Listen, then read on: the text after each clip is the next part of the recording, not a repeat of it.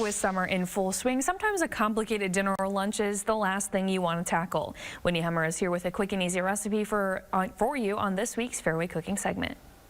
Hi, I'm Whitney, a registered dietitian with Fairway, and today I have two super simple recipes for you when you need a really quick lunch or dinner option. We have two different wraps today, and the first one is a twist on the classic BLT. So BLTs, I know, are eaten all the time here in the summer, especially if you are growing tomatoes in your home garden. But if you need something just to change it up a little bit, but still use up the items you have on hand, this wrap is probably perfect for you.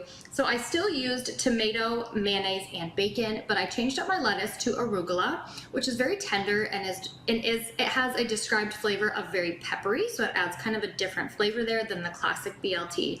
And I also added avocado for some heart-healthy fats and also a nice creamy texture.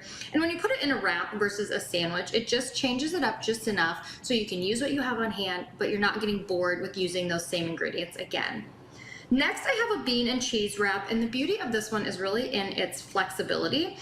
This one is great if you really need that really fast lunch or dinner, or you need to feed your kids a very fast lunch or dinner. So for our protein and fiber source here, we are using refried beans. I think refried beans are really underestimated. If you don't want to use refried beans, you could use any canned bean that you like and just mash them down. But I make it easy here and just go with the prepared refried beans. Again, that is our protein and our fiber source here. Add your favorite salsa or pico for, really that's where the majority of your flavor is going to come from. So make sure you are using one that you really enjoy there. Some lettuce, shredded cheese, and Greek yogurt or sour cream. All of the ingredients here are kind of optional and you can add them in the amounts that you or your kids like. That way they work for you.